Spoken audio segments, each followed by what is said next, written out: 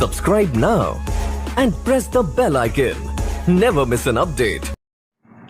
Hello students, आज की class जो है वो स्पेशल क्लास है और आज की क्लास में हम लोग यहाँ पे जानने वाले हैं कि how to prepare math for bank exam. ठीक है, किसी भी बैंक एग्ज़ाम के लिए हम मैथ्स को किस तरीके से प्रिपेयर करें, चाहे हम IAPS की बात करें, SBI की बात करें, RBI की बात करें, LIC की बात करें, LIC की बात करें या फिर NICL या फिर किसी भी इंश्योरेंस सेक्टर एग्ज़ाम की हम बात करें। तो किसी भी बैंकिंग सेक्टर एग्ज़ाम की बात करें या फिर किसी भी इंश्योरेंस सेक्टर एग्ज़ाम की हम बात करें, वहाँ पे हमें जो मैथ्स होता है उसको किस तरीके से प्रिपेयर करें। चलिए, सबसे पहली बात मैं ये बताऊंगा आपको कि इन एग्ज़ाम्स में मैथ्स तो आता ही नहीं है। आप बोलेंगे क्या बात कर रहे हो सर। देखिए, मैथ्स नहीं आता है। आपने किसी भी एग्ज़ाम का नोटिफिकेशन देखा होगा, चाहे बैंकिंग सेक्टर का हो या फिर इंश्योरेंस सेक्टर का हो, वहाँ पे कहीं भी एग्ज़ाम पैटर्न में मैथ्स नहीं लिखा होता है। तो क्या लिखा होता है? तो एग्ज़ाम पैटर्न में आपने देखा होगा नॉर्मली ये 3 नाम आपको देखने को मिलते हैं। पहला क्वांटिटिव एप्टीट्यूड, 60% जगह आपको क्वांटिटिव एप्टीट्यूड देखने को मिलेगा। फिर न्यूमेरिकल एबिलिटी, बाकी 20 to 30% जगह आपको न्यूमेरिकल एबिलिटी देखने को मिलेगा। और फिर तीसरा जो है वो क्या है, डेटा एनालिसिस एंड इंटरप्रिटेशन। ये आपको नॉर्मली PO मेंस के सिलेबस में देखने को मिलता है। अब मैथ्स ना लिख के ये नाम क्यों लिखा जाता है? जब भी हमारा एग्ज़ाम होता है, एग्ज़ाम का जो पैटर्न होता है उसमें क्वांटिटिव एप्टीट्यूड, न्यूमेरिकल एबिलिटी या फिर डेटा एनालिसिस एंड इंटरप्रिटेशन क्यों लिखते हैं, मैथ्स क्यों नहीं लिखते हैं? देखिए, मैथ्स वो चीज़ थी जो हम बचपन में पढ़ रहे थे, 7th class, 8th class, 9th class में जो हमने पढ़ा था वो मैथमेटिक थी। मैथमेटिक में हम लोग क्या करते हैं कि हम क्वेश्चन को करने के लिए एक ट्रेडिशनल मेथड अप्लाई करते हैं। हम मानते हैं x मान लेते हैं, y मान लेते हैं, पूरा फॉर्मूला लिखते हैं, एक एक चीज़ लिखते हैं, यहाँ तक कि लास्ट में यूनिट तक निकाल के हमें लिखना पड़ता है। अगर नहीं लिखते तो टीचर जो है वो नंबर काट लेते थे। तो यहाँ पे बिल्कुल ट्रेडिशनल मेथड आपको क्वेश्चन में फॉलो नहीं करना होता है। यहाँ पे कुछ भी ऐसा जुगाड़ लगा के क्वेश्चन को जल्दी से जल्दी सॉल्व करना होता है। ठीक है, तो मैथमेटिक्स जो है ना, मैथमेटिक्स किसी भी क्वेश्चन करने का जो ट्रेडिशनल मेथड होता है, स्टेप बाय स्टेप, उसको मैथमेटिक्स बोलते हैं। बाकी इन एग्जाम्स में आप उस मेथड को अप्लाई नहीं कर सकते जो हमने बचपन में पढ़ी थी। यहाँ पे हमें क्वेश्चन का आंसर काफ़ी जल्दी निकालना होता है, तो कुछ भी ऐसा जुगाड़ लगाना होता है जिससे हमारा आंसर जल्दी निकले। तो यहाँ पे जो चीज़ें एग्जाम में पूछी जाती हैं उनको हम क्वांटिटिव एप्टीट्यूड या फिर न्यूमेरिकल एबिलिटी या फिर डेटा एनालिसिस एंड इंटरप्रिटेशन बोलते हैं। ठीक है, अच्छा, अब यहाँ भी अलग अलग नाम क्यों है? न्यूमेरिकल एबिलिटी है, कहीं क्वांटिटिव एप्टीट्यूड है। तो देखो, यहाँ पे अलग अलग नाम है डिफ़िकल्टी लेवल के हिसाब से। सबसे लो डिफ़िकल्टी लेवल होगी अगर एग्जाम पैटर्न में लिखा हुआ है न्यूमेरिकल एबिलिटी। डिफ़िकल्टी लेवल उससे थोड़ी सी ज़्यादा होगी अगर एग्जाम पैटर्न में लिखा हुआ है क्वांटिटिव एप्टीट्यूड। और डिफ़िकल्टी लेवल सबसे ज़्यादा होगी अगर एग्जाम पैटर्न में लिखा हुआ है डेटा एनालिसिस एंड इंटरप्रिटेशन। इस चीज़ का ध्यान रखिएगा। मैंने यहाँ पे ये भी मेंशन कर रखा है कि क्लर्क प्री के एग्जाम में देखोगे, क्लर्क प्री के एग्जाम पैटर्न में देखना, वहाँ पर लिखा होता है न्यूमेरिकल एबिलिटी। क्वांटिटिव एप्टीट्यूड कहाँ पे लिखा होता है? तो नॉर्मली आप PO प्री के एग्जाम पैटर्न में या फिर क्लर्क मेंस के एग्जाम पैटर्न में देखोगे तो वहाँ पे क्वांटिटिव एप्टीट्यूड लिखा होता है और डेटा एनालिसिस एंड इंटरप्रिटेशन आपको देखने को मिलता है कहाँ पे? PO मेंस में। ठीक है, तो ये अलग अलग नाम दिए गए हैं डिफ़िकल्टी लेवल के हिसाब से। न्यूमेरिकल एबिलिटी यानी डिफ़िकल्टी लेवल सबसे कम, क्वांटिटिव एप्टीट्यूड यानी डिफ़िकल्टी लेवल उससे थोड़ी सी ज़्यादा, और डेटा एनालिसिस एंड इंटरप्रिटेशन यानी डिफ़िकल्टी लेवल सबसे ज़्यादा। अब यहाँ पे मैं बात करूँ LIC की या फिर NICL एग्जाम की। जैसे कि लास्ट ईयर NICL का एग्जाम हुआ था और आप लोगों को पता है कि प्री में 93 तक कट ऑफ गया है। तो अगर प्री में out of 100 93 number cut off जा रहा है, दैट मीन्स पेपर का लेवल कब सबसे लो होगा वहाँ पे।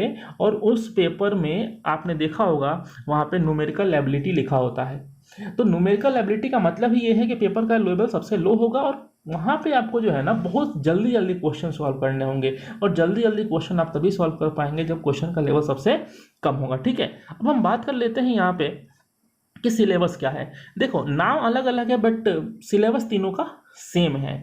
तो सबसे पहले यहाँ पे हम बात करते हैं PO की। PO के एग्जाम पैटर्न की बात कर लेते हैं पहले। तो PO के प्री में देखिए, PO के प्री में आपने देखा यहाँ पे क्या लिखा है, क्वांटिटी एप्टीट्यूड लिखा, है और यहाँ पे कितने क्वेश्चन आ रहे हैं, 35 क्वेश्चन आ रहे हैं, कितने मार्क्स के, 35 मार्क्स के, और टाइम जो मिलता है वो कितना मिलता है हमें, 20 मिनट का टाइम मिलता है।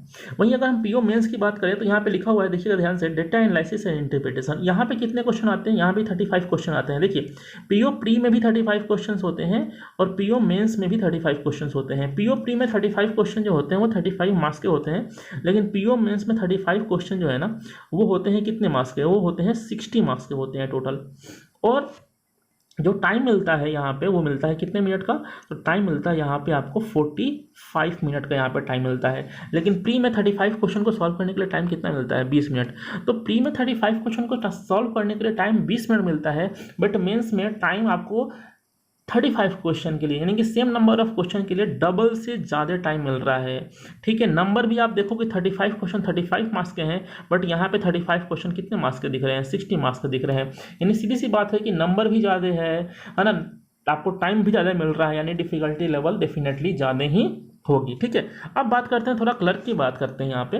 तो क्लर्क के एग्जाम की अगर हम बात करें तो यहाँ क्लर्क प्री में आपने देखा होगा न्यूमेरिकल एबिलिटी लिखा होगा। यहाँ पे क्लर्क प्री में क्या लिखा हुआ है, न्यूमेरिकल एबिलिटी। और न्यूमेरिकल एबिलिटी में कितने क्वेश्चन आते हैं, यहाँ भी 35 क्वेश्चन ही आते हैं, 35 मार्क्स के ही आते हैं और 20 मिनट ही टाइम मिलता है। जैसा पीओ प्री में था वैसा ही क्लर्क प्री में। तो क्लर्क प्री में जो है न्यूमेरिकल एबिलिटी लिखा हुआ है, जबकि पीओ प्री में क्या लिखा हुआ था, क्वांटिटेटिव एप्टीट्यूड। क्लर्क मेंस की बात करें तो क्लर्क मेंस में यहाँ पे आप देखोगे तो यहाँ पे क्लर्क मेंस में क्या लिखा हुआ है, क्वांटिटेटिव एप्टीट्यूड। पीओ मेंस में क्या लिखा हुआ था, डेटा एनालिसिस एंड इंटरप्रिटेशन। नाम से ही आप समझ सकते हो डिफिकल्टी लेवल क्या रहने वाली है। अच्छा, क्वांटिटेटिव एप्टीट्यूड आता है यहाँ पे क्लर्क मेंस में, और यहाँ पे कितने क्वेश्चंस आते हैं, 50 क्वेश्चंस आते हैं। कितने मार्क्स के, 50 मार्क्स के, और टाइम कितना मिलता है, 45 मिनट्स का टाइम मिलता है। तो ये हमारा जो एग्जाम पैटर्न होता है क्लर्क का या फिर पीओ का, ये आप देख सकते हैं। बाकी सब्जेक्ट भी यहाँ पे मैंने यहाँ पे मेंशन किए हुए हैं, तो उसको भी आप देख सकते हैं वीडियो को पॉज करके। बाकी नेक्स्ट बात करते हैं यहाँ पे सिलेबस की। तो सिलेबस की अगर हम बात करें तो सबसे पहले यहाँ पे हम देखेंगे कि सिलेबस में 3 सबसे ज़्यादा इंपॉर्टेंट टॉपिक है, और इनको मैं बेसिक टॉपिक बोलता हूँ। इनको बेसिक टॉपिक इसलिए बोलता हूँ क्योंकि इस पूरे के पूरे सिलेबस में ये 3 जो है ना सबसे आसान टॉपिक है, जिसको जो है सब लोग प्रिपेयर करते हैं। बस सिलेक्शन उसी का होता है जो जल्दी जल्दी क्वेश्चन सॉल्व करता है। सबसे पहले यहाँ पे आपको दिख रहा होगा सिंप्लीफिकेशन बोले या फिर अप्रॉक्सीमेशन। यहाँ पे इन क्वेश्चन को सॉल्व करने के लिए जो रूल अप्लाई करते हैं उसको हम क्या बोलते हैं, बॉड मास। अब सिंप्लीफिकेशन के क्वेश्चन में जो है वो आपको क्या अप्लाई करना होता है, तो देखिए addition, subtraction, multiplication, division, square root, cube root, ये सारी चीज़ें आपको यहाँ पे क्वेश्चन में अप्लाई करनी होती है। और सिंप्लीफिकेशन एक ऐसा पोर्शन है हमारे एग्जाम में जिसको देख के लगता है कि ये सॉल्व हो जाएगा, लेकिन हम सॉल्व करने जाते हैं तो काफ़ी टाइम कंज्यूम हो जाता है। यानी कहने की बात है ये है कि ये देखने में आसान लगता है, लेकिन जब हम करने जाते हैं तो काफ़ी ज़्यादा टाइम लग जाता है। रीज़न बस ये है कि हमने क्वेश्चंस की प्रैक्टिस पहले से नहीं की होती है। अगर हम क्वेश्चन की प्रैक्टिस अच्छे से कर लें सिंप्लीफिकेशन की, तो काफ़ी जल्दी और काफ़ी कम समय में हम जो एग्जाम में क्वेश्चंस आते हैं उनको सॉल्व कर लेंगे। कितने क्वेश्चंस आते हैं हमारे एग्जाम में, तो देखिए अगर हम पीओ की बात करें तो पीओ के एग्जाम में मैक्सिमम यहाँ पे 5 क्वेश्चंस आते हैं। लेकिन अगर हम क्लर्क की बात करें तो क्लर्क के एग्जाम में यहाँ पे आपको यहाँ पे 10 से 15 क्वेश्चन देखने को मिल सकते हैं। सिंप्लीफिकेशन से क्लर्क के एग्जाम में 10 to 15 क्वेश्चंस आपको देखने को मिल सकते हैं, ठीक है ना, 10 to 15 क्वेश्चंस, ठीक है। तो क्लर्क में सिंप्लीफिकेशन का पोर्शन ज़्यादा होता है, पीओ में सिंप्लीफिकेशन का पोर्शन कम होता है। इस चीज़ को प्रिपेयर करने के लिए आपको क्या करना होगा, आपको बेसिक कैलकुलेशन स्ट्रॉन्ग करनी होगी। नेक्स्ट यहाँ पे हम लोग बात करने वाले हैं नंबर सीरीज़ की। अब नंबर सीरीज में भी 2 तरह के नंबर सीरीज के क्वेश्चन आते हैं, एक होता है रॉन्ग नंबर सीरीज और एक होता है मिसिंग नंबर सीरीज। अब इन दोनों में अंतर क्या है देखिएगा। अगर मैं बोलूँ कि 2, 4, 6 नेक्स्ट नंबर क्या होगा, तो आप बोलेंगे सर 2, 4, 6 के बाद नेक्स्ट नंबर क्या होगा, तो 8 होगा, है ना भाई। तो यहाँ पे लास्ट टर्म जो है वो क्या है, मिसिंग है। लास्ट टर्म मिसिंग हो सकता है या फिर बीच में भी कोई टर्म मिसिंग हो सकता है। तो इस तरह के नंबर सीरीज को हम क्या बोलते हैं, मिसिंग नंबर सीरीज बोलते हैं, ठीक है। अगर यहीं पे मैं बोलता कि 2, 4, 5, 8, इससे पकड़ो कि कौन सी टर्म जो है ना वो रॉन्ग है, कौन सी टर्म गलत है, तो आप क्या बोलेंगे कि 5 वाली टर्म गलत है, यहाँ पे क्या आनी चाहिए, 6 आनी चाहिए, है ना। तो इस तरह के सीरीज को हम क्या बोलेंगे, रॉन्ग नंबर सीरीज। ठीक है, तो उम्मीद करते हैं आप लोगों को समझ में आ गया होगा। बाकी मैंने एग्जांपल लेके समझाया है, इतने आसान क्वेश्चंस हमारे एग्जाम में आते नहीं हैं। ठीक है, ये ध्यान रखिएगा, क्वेश्चंस आपको प्रैक्टिस करना पड़ेगा। नंबर सीरीज के लिए आपको क्या करना होगा, डेली बेसिस पे कम से कम आपको 5 क्वेश्चन, कम से कम 5 क्वेश्चन नंबर सीरीज के डेली बेसिस पे आप इंटरनेट पे सर्च कीजिए, आपको आसानी से मिल जाएंगे। डेली 5 क्वेश्चन प्रैक्टिस करना होगा। नेक्स्ट टॉपिक जो है हमारा वो इनइक्वालिटी। अब इनइक्वालिटी में भी 2 तरह के क्वेश्चंस आते हैं यहाँ पे, एक होता है इक्वेशन बेस्ड और एक होता है arithmetic topic based. Equation based questions जो है ना ये प्री के एग्जाम में आते हैं। इक्वेशन बेस्ड क्वेश्चन जो है वो प्री के एग्जाम में आते हैं। और इक्वेशन कैसी होती है, तो इक्वेशन जो होती है जिन पे क्वेश्चंस आते हैं एग्जाम में वो होती है क्वाड्रेटिक इक्वेशन। और क्वाड्रेटिक इक्वेशन का फॉर्मेट क्या होता है, ax² plus bx plus c is equal to 0। तो इस तरह की जो फॉर्मेट होती है उसको हम क्या बोलते हैं, क्वाड्रेटिक इक्वेशन। और क्वाड्रेटिक इक्वेशन को सॉल्व करके यहाँ पे आंसर निकालना होता है। ठीक है, वो हम सिलेबस में डिस्कस करेंगे किस तरीके से क्वेश्चन सॉल्व करना होता है, वो आने वाले क्लासेस के अंदर मैं एक एक चीज़ जो है मैं आपको बताने वाला हूँ। नेक्स्ट जो यहाँ पे इनइक्वालिटी का जो टाइप है वो है क्या, अर्थमेटिक टॉपिक बेस्ड, यानी कि आपको टॉपिक प्रिपेयर करने होंगे इन क्वेश्चंस को करने के लिए जो हमारे सिलेबस में है। ठीक है, तो वो टॉपिक हम लोग आगे डिस्कस करेंगे। बाकी आपको ये ध्यान रखना है कि इन तीनों टॉपिक से मिला के 15 क्वेश्चंस, इन तीनों टॉपिक से मिला के 15 क्वेश्चंस जो है हमारे एग्जाम में आते हैं, चाहे पीओ का एग्जाम हो या फिर क्लर्क का एग्जाम हो। ठीक है, पीओ के एग्जाम में क्या होगा कि तीनों टॉपिक से लगभग 5-5 क्वेश्चंस आएंगे। और क्लर्क में क्या होगा कि सिंप्लीफिकेशन से क्वेश्चंस ज़्यादा होंगे, और हो सकता है कि इनइक्वालिटी से क्वेश्चन जो है वो क्लर्क प्री के एग्जाम में ना देखने को मिले। ठीक है, फिर इनइक्वालिटी से क्वेश्चन जो है ना वो क्लर्क मेंस में देखने को मिलते हैं। नेक्स्ट हम बात करते हैं सबसे इंपॉर्टेंट टॉपिक जो कि है डीआई। देखिए, आपने देखा होगा पीओ मेंस के सिलेबस में लिखा हुआ था डेटा एनालिसिस एंड इंटरप्रिटेशन, तो वहाँ पे टॉपिक का नाम है डीआई है। ठीक है, तो ये डीआई जो है ना वो सबसे इम्पॉर्टेंट है। अगर आपको बैंकिंग का एग्ज़ाम निकालना है तो डीआई को तैयार तो करना ही पड़ेगा।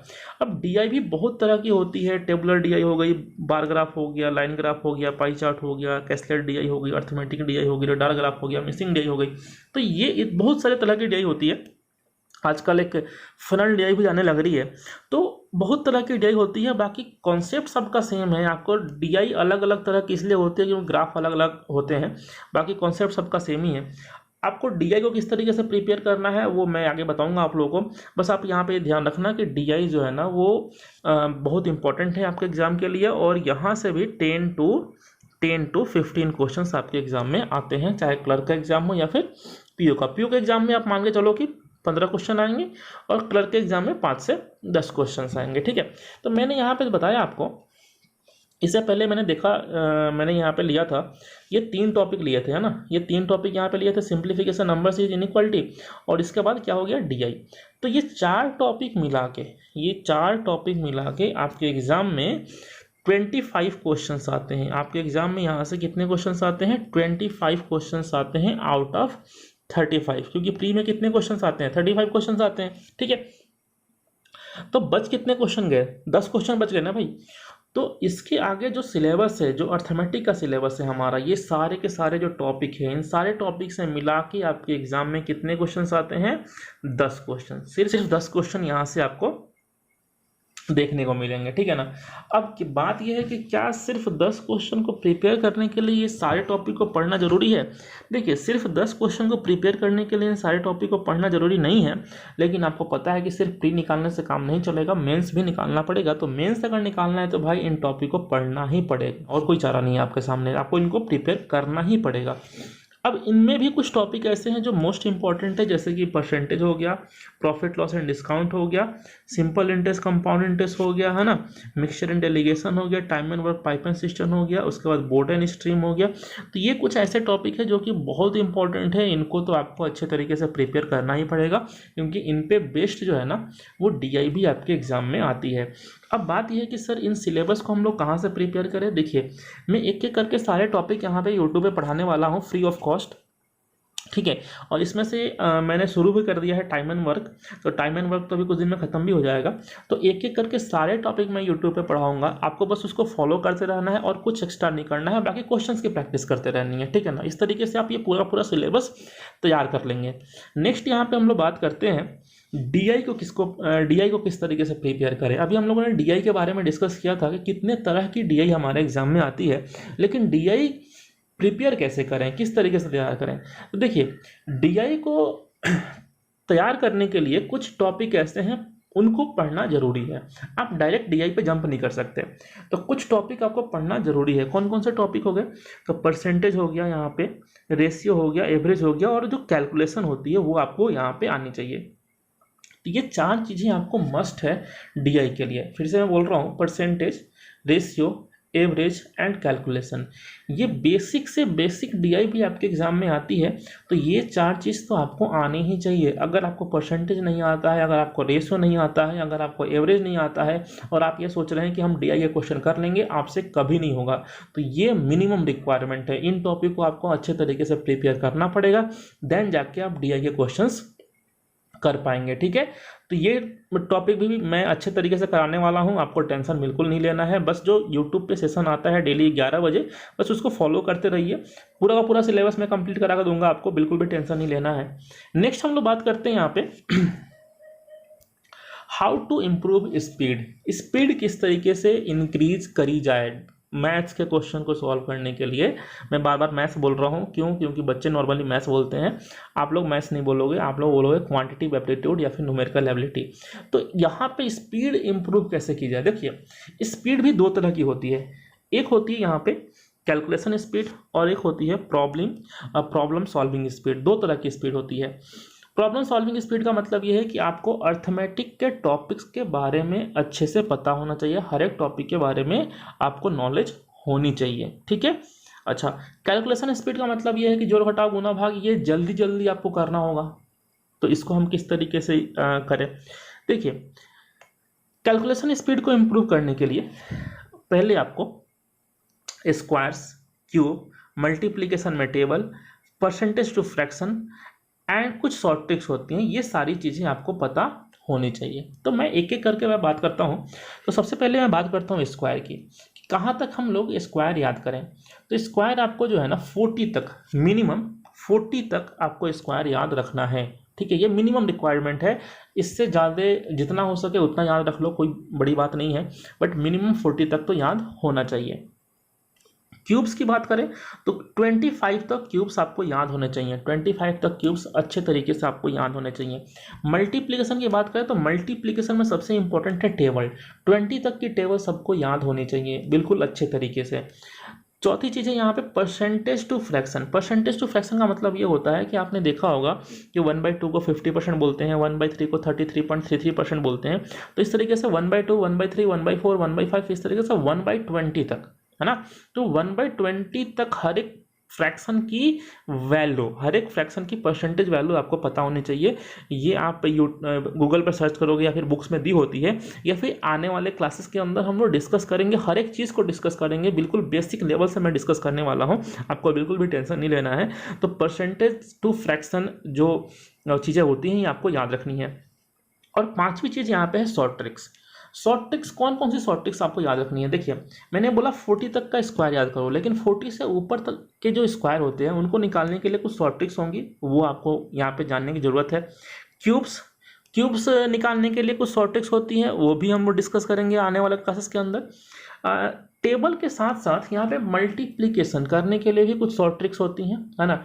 2 डिजिट का मल्टीप्लिकेशन कुछ लोगों को पता भी होगा अच्छे से, लेकिन जिनको नहीं पता है वो ध्यान रखिएगा। 2 डिजिट का मल्टीप्लिकेशन किस तरीके से करते हैं, इसके लिए कुछ शॉर्ट ट्रिक्स होती हैं।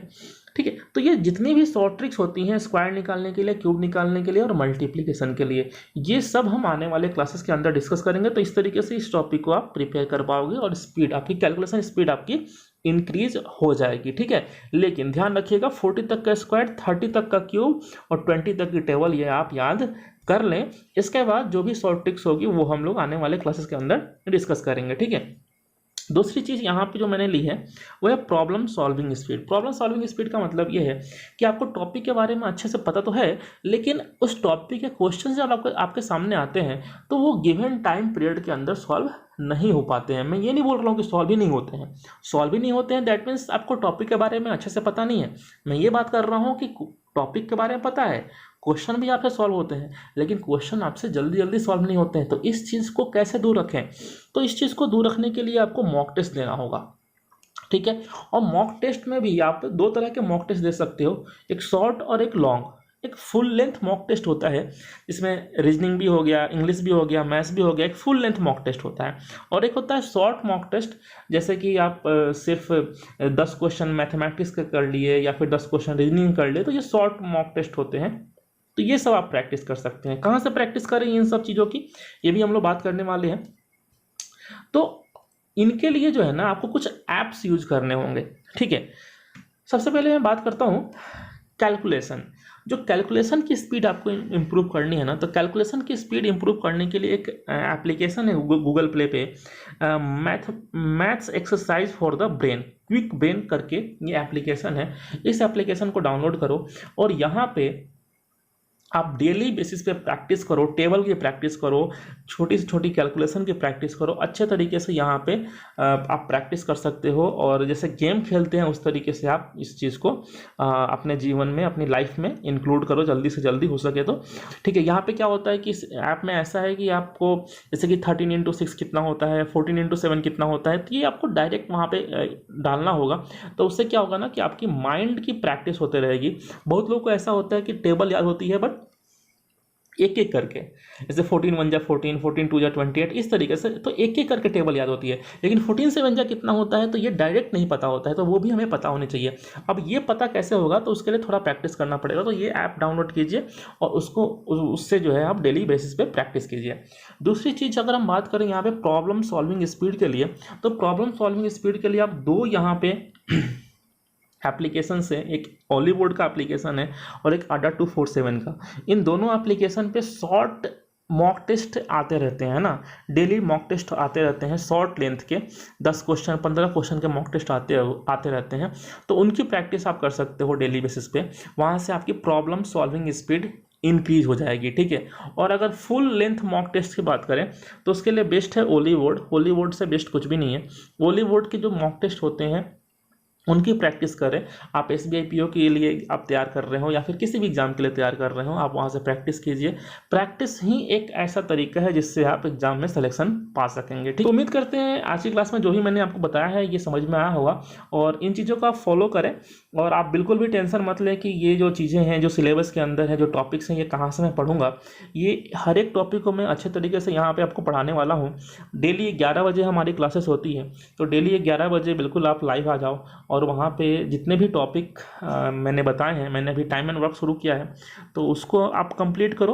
और एक एक करके सारे टॉपिक हम लोग करने वाले हैं, टेंशन बिल्कुल नहीं लेना है, ठीक है। उम्मीद करते हैं आज की क्लास में जो बताया मैंने आपको समझ में आया। और यार जो भी मैंने बताया अगर आपको लगे कि हाँ हमारे लिए यूजफुल है, तो प्लीज़ सब्सक्राइब करो यार, लाइक करो इसको, एंड मिलते हैं नेक्स्ट क्लास में। Okay, thank you.